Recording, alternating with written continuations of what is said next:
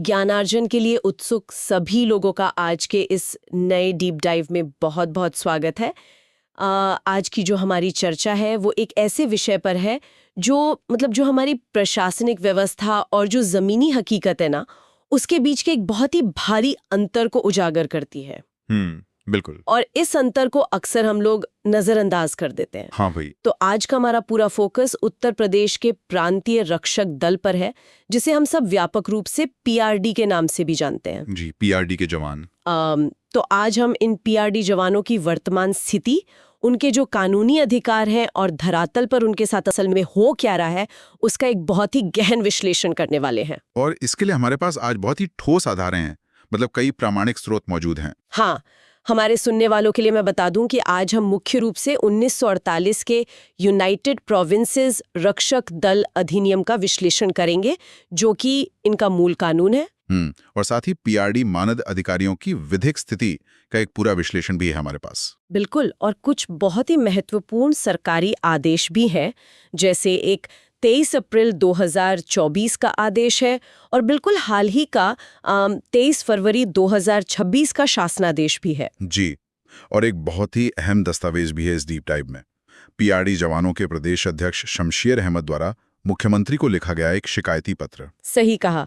तो इस पूरे डीप डाइव का जो मिशन है वो ये समझना है कि कैसे एक ऐसा बल जिसे शुरुआत में कानून ने बाकायदा पुलिस के समान शक्तियां दी थीं, वो आज अपने मूल अधिकारों और अंतिम मानदेय के लिए प्रशासन से संघर्ष कर रहा है। अगर हम इन सभी दस्तावेजों और आदेशों को एक साथ रखकर देखें ना, तो एक बहुत ही स्पष्ट सिस्टमैटिक विरोधाभास उभर कर सामने आता है, मतलब एक व्यवस्थागत अंतर्विरोध। वो कैसे? मैं चाहूंगी कि आप इसे थोड़ा विस्तार से समझाएं। देखिए, एक तरफ तो 1948 का वो कानून है जिसका ढांचा बेहद मजबूत और अधिकार संपन्न है, और दूसरी तरफ आज का प्रशासनिक रवैया है जो उसी कानून की मूल भावनाओं को पूरी तरह से पलट देता है। ये सिर्फ नियमों के उल्लंघन का मामला नहीं है, ये दिखाता है कि कैसे एक पूरी संस्थागत संरचना अपने ही रक्षकों को हाशिए पर धकेल रही है।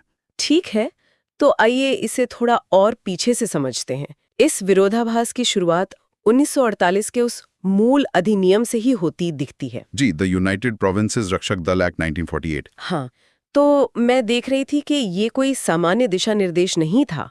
ये आज़ादी के ठीक बाद का समय था, जब आंतरिक सुरक्षा के लिए एक मजबूत ढांचे की जरूरत थी। बिल्कुल, और उस कानून में स्पष्ट रूप से पीआरडी जवानों को एक विशेष दर्जा दिया गया था। लेकिन आज जब हम थानों में या ट्रैफिक चौराहों पर इन जवानों को देखते हैं, तो प्रशासन का जो नजरिया इनके प्रति दिखता है वो उस मूल कानून से बिल्कुल मेल नहीं खाता है। इस विसंगति को समझने के लिए हमें स्रोत में दी गई अधिनियम की धारा 7 उपधारा 1 पर गौर करना होगा। अच्छा, उसमें क्या खास है? ये धारा बहुत ही स्पष्ट शब्दों में कहती है कि ड्यूटी पर तैनात रक्षक दल के किसी भी सदस्य को पुलिस अधिकारी ही माना जाएगा। पुलिस अधिकारी मतलब सीधे तौर पर पुलिस के अधिकार? जी हाँ, इसके तहत उन्हें पुलिस अधिनियम 1861 के अनुसार वे सभी शक्तियां और विशेषाधिकार प्राप्त हैं जो एक नियमित पुलिस अधिकारी को मिलते हैं। ये तो बहुत बड़ी बात है। और बात सिर्फ कागजी शक्तियों की नहीं है। अधिनियम की धारा 2A और इससे जुड़े नियमों में बाकायदा एक हायरार्की स्थापित की गई है। हायरार्की से आपका मतलब है पदों का विभाजन? बिल्कुल, इसमें राजपत्रित यानी गजेटेड और अराजपत्रित पदों का स्पष्ट विभाजन है। हवलदार, मेजर, क्वार्टर मास्टर हवलदार, नायक, लैंस नायक और कमांडेंट जैसे पदों का निर्माण किया गया था। मतलब ये पूरी तरह से एक संगठित और अनुशासित बल का स्वरूप है। एकदम सही। लेकिन सबसे बड़ी विडंबना तो यही है ना कि आज प्रशासनिक पत्राचार या आम बोलचाल में इन जवानों को उनके रैंक से नहीं पुकारा जाता। जी, उन्हें बस एक ही नाम दिया गया है। हाँ, स्वयंसेवक। प्रशासन के लिए वे केवल वॉलंटियर बनकर रह गए हैं। और यहाँ जो बात सबसे ज्यादा दिलचस्प है वो ये है कि अगर किसी व्यक्ति के पास पुलिस अधिनियम के तहत शक्तियां हैं और उसका एक रैंक है, तो उसे स्वयंसेवक के टैग तक सीमित कर देना केवल शब्दों का खेल तो नहीं हो सकता। बिल्कुल नहीं। इसके पीछे एक बहुत गहरी प्रशासनिक रणनीति काम कर रही है। और वो रणनीति क्या है? वो रणनीति सीधे तौर पर आर्थिक और कानूनी जिम्मेदारियों से बचने की है। स्वयंसेवक शब्द का इस्तेमाल दरअसल एक प्रशासनिक ढाल है। एक ढाल, ताकि उन्हें न्यूनतम वेतन न देना पड़े। एग्जैक्टली। जब किसी को नियमित कर्मचारी या अधिकारी मानने के बजाय स्वयंसेवक मान लिया जाता है, तो राज्य उस व्यक्ति को वेतन, भत्ते या पेंशन देने से बच जाता है। ये तो एक तरह से श्रम अधिकारों का हनन हुआ। बिल्कुल। विधिक विश्लेषण में माननीय हाईकोर्ट की एक बहुत ही गंभीर टिप्पणी का जिक्र है।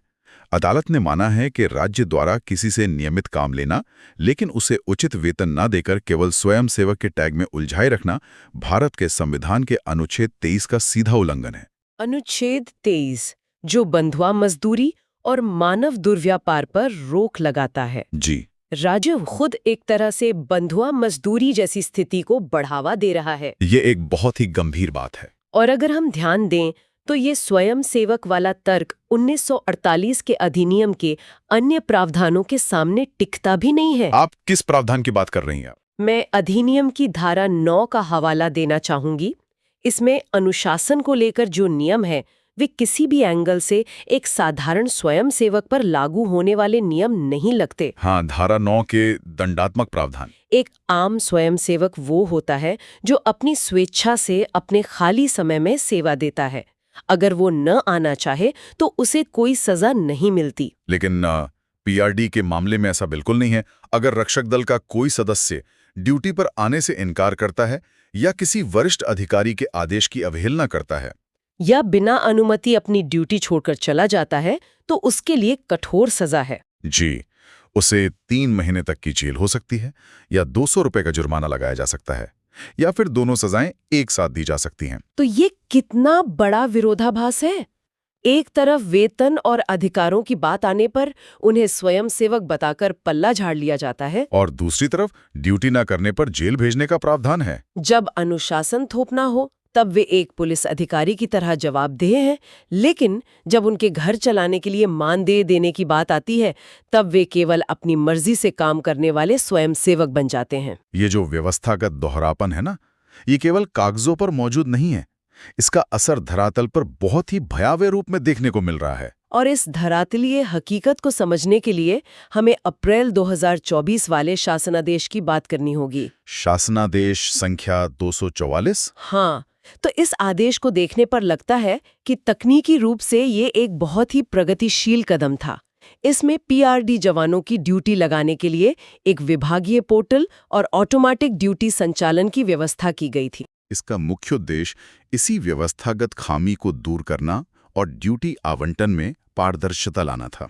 बिल्कुल, सोच ये थी कि कोई मानवीय हस्तक्षेप न हो, जवान अपनी सुविधा के अनुसार अपना भौगोलिक क्षेत्र चुने और सिस्टम ऑटोमेटिक तरीके से उन्हें ड्यूटी अलॉट कर दे। और ड्यूटी की सूचना सीधे उनके रजिस्टर्ड मोबाइल नंबर पर एसएमएस के जरिए पहुंचनी चाहिए थी। कागजों पर तो ये एक आदर्श और भ्रष्टाचार मुक्त प्रणाली नजर आती है, लेकिन असलियत क्या है? अगर हम इसे बड़े परिप्रेक्ष्य में देखें तो कागजी योजनाएं और प्रशासनिक वास्तविकता अक्सर 2 अलग-अलग ध्रुव होते हैं। प्रांतीय रक्षक दल के प्रदेश अध्यक्ष शमशेर अहमद द्वारा मुख्यमंत्री को जो शिकायती पत्र लिखा गया है, वो इस आदर्श प्रणाली की धज्जियां उड़ाता है। उस पत्र में क्या बताया गया है? पत्र से जो तथ्य सामने आते हैं वे बताते हैं कि जिला स्तर पर तैनात अधिकारियों ने इस ऑटोमेटिक पोर्टल को पूरी तरह से निष्प्रभावी कर दिया है। मतलब जिला युवा कल्याण और प्रादेशिक विकास दल अधिकारियों ने पोर्टल के आदेश को दरकिनार कर दिया है। जी, तकनीकी समाधान तब तक काम नहीं कर सकते जब तक उन्हें लागू करने वालों की नीयत साफ ना हो। और उस पत्र में जो विवरण है वो किसी भी पारदर्शी व्यवस्था के लिए बहुत ही शर्मनाक है। पूरी तरह से मनमानी की जा रही है। जवानों की ड्यूटी लगाने में जाति बिरादरी और सुविधा शुल्क का बोलबाला है। सुविधा शुल्क मतलब सीधे तौर पर घूस। जी, जो जवान इन अधिकारियों के चहेते हैं या जो उन्हें संतुष्ट कर सकते हैं, उनकी ड्यूटी सालों साल जिला कार्यालयों, मुख्य विकास अधिकारी कार्यालयों, थानों या ट्रैफिक में उनके घर के बिल्कुल नजदीक लगाई जा रही है। एक तरह से ये पूरी व्यवस्था कुछ गिने चुने लोगों के लिए एक सुरक्षित और आरामदायक नौकरी बन गई है। लेकिन इसका जो दूसरा पहलू है वो वाकई रोंगटे खड़े करने वाला है। जो जवान इस सुविधा शुल्क की व्यवस्था का हिस्सा नहीं बन पाते, उनका जो उत्पीड़न हो रहा है वो अकल्पनीय है। मैंने भी उस पत्र का वो दर्दनाक पहलू पढ़ा है। पोर्टल में जवानों द्वारा चुने गए विकल्पों को पूरी तरह से नजरअंदाज कर दिया जाता है। और इसके बजाय इन जवानों की ड्यूटी उनके निवास स्थान से 80 से 90 किलोमीटर दूर लगा दी जाती है। 80 से 90 किलोमीटर की दूरी, और वो भी बिना किसी पूर्व सूचना के। शासनादेश तो कहता है कि एसएमएस से सूचना मिलनी चाहिए, लेकिन पत्र बताता है कि जानबूझकर कोई आधिकारिक मैसेज नहीं भेजा जाता। ये केवल एक प्रशासनिक लापरवाही नहीं है, ये तो एक तरह का मानसिक और शारीरिक प्रताड़ना का तरीका लगता है। बिल्कुल, सोचिए, अचानक किसी जवान को पता चलता है कि उसे 90 किलोमीटर दूर किसी थाने या चौराहे पर समय से रिपोर्ट करना है। वो जल्दबाजी में निकलता है और इसी दबाव और जल्दबाजी का नतीजा है कि जवान रास्तों में गंभीर सड़क हादसों का शिकार हो रहे हैं। इन हादसों में कई जवान गंभीर रूप से घायल हुए हैं और कुछ को अपनी जान तक गंवानी पड़ी है। ये बहुत ही दुखद है। एक जवान जो समाज की सुरक्षा व्यवस्था को मजबूत करने के लिए घर से निकलता है, वो अपने ही विभाग की असंवेदनशीलता का शिकार होकर जान गंवा देता है। और सबसे बड़ी विफलता तब सामने आती है जब ऐसे हादसों के बाद विभाग का रवैया देखने को मिलता है। हाँ, पत्र में इस बात का साफ जिक्र है कि ड्यूटी के दौरान जान गंवाने वाले इन जवानों के परिवारों के लिए विभाग की ओर से कोई आर्थिक सहयोग या राहत कोष नहीं दिया जाता। जिस व्यक्ति ने अपना जीवन दे दिया, उसके परिवार को पूरी तरह से लावारिस छोड़ दिया जाता है। इसके कारण वे परिवार आर्थिक तंगी और भुखमरी की कगार पर पहुंच जाते हैं। कोई भी व्यवस्था जो अपने रक्षकों के प्रति इतनी संवेदनहीन हो, वहां आक्रोश पनपना स्वाभाविक है। ये केवल एक प्रशासनिक विफलता नहीं है, बल्कि एक मानवीय त्रासदी है। और इस मानवीय त्रासदी का एक और महत्वपूर्ण आयाम है जो सीधे तौर पर जवानों की आजीविका और उनके मानदेय से जुड़ा है। और इसे समझने के लिए हमें उस नवीनतम आदेश की बात करनी होगी जो 23 फरवरी 2026 को जारी किया गया है। जी, वो आदेश जिसे उप निदेशक अजातशत्रु शाही ने जारी किया है। जब हम इस आदेश को पहली बार पढ़ते हैं तो ऐसा लगता है कि विभाग जवानों के हितों का बहुत ध्यान रख रहा है। हाँ, क्योंकि उसमें लिखा है कि 4 मार्च 2026 को होली का पर्व है, इसलिए सभी पीआरडी स्वयंसेवकों का 1 फरवरी से 25 फरवरी तक का मास्टर रोल तैयार कर लिया जाए और 28 फरवरी तक अनिवार्य रूप से उनकी ड्यूटी भत्ते का भुगतान कर दिया जाए। त्योहार के मौके पर समय से पहले भुगतान का आदेश देना तो एक सकारात्मक कदम लगता है। देखने में तो सकारात्मक है, लेकिन ये आदेश केवल उन जवानों के लिए राहत भरा है जो सीधे विभागीय मास्टर रोल में दर्ज हैं और जिनकी ड्यूटी युवा कल्याण विभाग के अंतर्गत लगती है। मतलब जो बाकी जवान हैं, जो प्राइवेट नियोक्ताओं के यहाँ काम करते हैं, उनका क्या? पीआरडी जवानों की एक बहुत बड़ी संख्या बाहरी विभागों में तैनात रहती है, जैसे बीएसएनएल, बिजली विभाग, परिवहन निगम वगैरह। तो क्या इन बाहरी विभागों में ड्यूटी करने वाले जवानों के लिए आदेश लागू नहीं होता? यहीं पर प्रक्रिया ही दंड है का सिद्धांत लागू होता है। इन बाहरी ड्यूटी वाले जवानों के लिए मानदेय भुगतान की स्थिति को दस्तावेजों में प्रशासनिक विफलता का नाम दिया गया है। ये तो बहुत ही जटिल स्थिति है।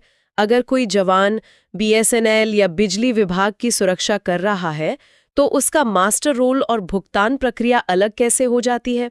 दरअसल होता क्या है कि वो काम एक जगह कर रहे हैं, लेकिन उनका भुगतान दूसरी एजेंसी के माध्यम से आना होता है। मतलब दोनों विभागों के बीच की कागजी कार्रवाई में उनका पैसा महीनों तक अटका रहता है। बिल्कुल, और इस देरी के लिए 1948 का मूल अधिनियम कोई गुंजाइश नहीं छोड़ता। आप धारा 18 की बात कर रहे हैं? जी, अधिनियम की धारा 18 इस विषय पर एकदम स्पष्ट है।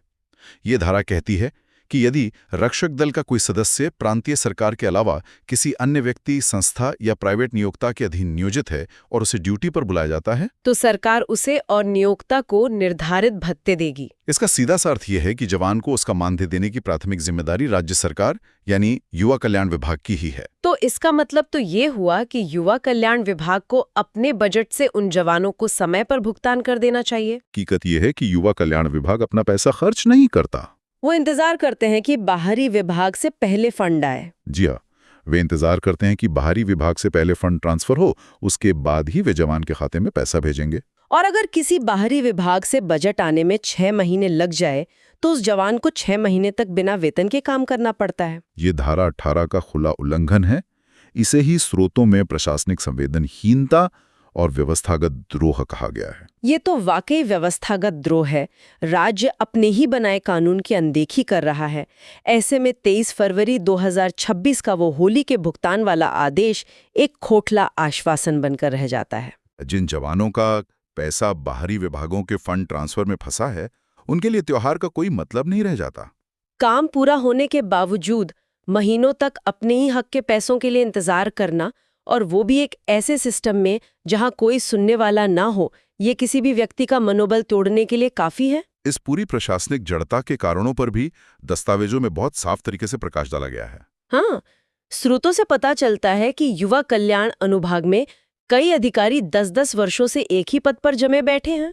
और ये सारी अव्यवस्था केवल नियमों की जटिलता के कारण नहीं है, बल्कि इसके पीछे एक मजबूत निहित स्वार्थ काम कर रहा है। जब अधिकारी एक ही जगह पर इतने लंबे समय तक पदस्थापित रहते हैं तो वे उस पूरी प्रणाली को अपनी सुविधा अनुसार ढाल लेते हैं, सुधार की कोई गुंजाइश ही नहीं बचती। यही कारण है कि 2024 में एक आधुनिक ऑटोमेटिक पोर्टल का शासनादेश आता तो है, लेकिन जमीनी स्तर पर वो कभी लागू नहीं हो पाता। क्योंकि एक ही कुर्सी पर जमे अधिकारियों के लिए उस सुविधा शुल्क वाली पुरानी और अपारदर्शी व्यवस्था को बनाए रखना ज्यादा फायदेमंद होता है।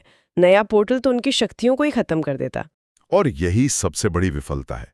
1948 का कानून चाहे जितना भी मजबूत हो या 2024 का शासनादेश चाहे जितना भी पारदर्शी हो, जब तक व्यवस्था में बैठे लोग उसे लागू नहीं करना चाहेंगे तब तक सब कुछ कागजों तक ही सीमित रहेगा। एक जवान जो 90 किलोमीटर दूर किसी चौराहे पर धूल फांक रहा है, उसे धारा 7 या धारा 18 की कानूनी बारीकियों से कोई मतलब नहीं है। वो केवल एक सम्मानजनक ड्यूटी और समय पर अपना मानदेय चाहता है। लेकिन ये प्रशासन उसे बार बार याद दिलाता है कि वो केवल एक स्वयंसेवक है, जिसका ना तो कोई अधिकार है और ना ही कोई आवाज। आज के इस पूरी डीप डाइव में जो तस्वीर उभर कर सामने आई है वो सच में सोचने पर मजबूर करती है।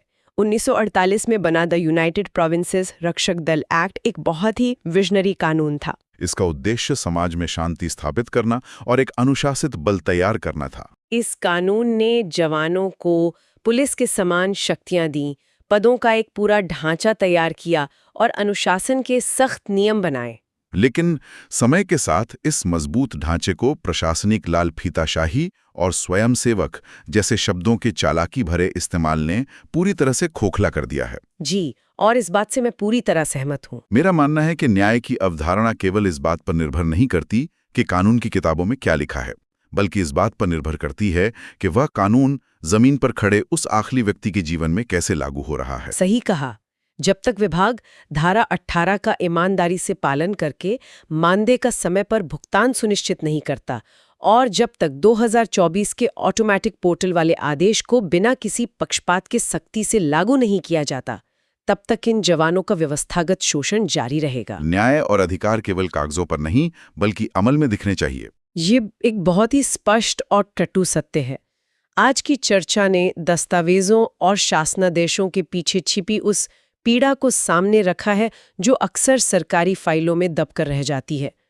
इस पूरे विश्लेषण को समेटते हुए अंत में एक बहुत ही प्रासंगिक और गहरा सवाल खड़ा होता है जो हर उस व्यक्ति को सोचना चाहिए जो समाज की सुरक्षा और प्रशासनिक व्यवस्था में विश्वास रखता है। जी बिल्कुल।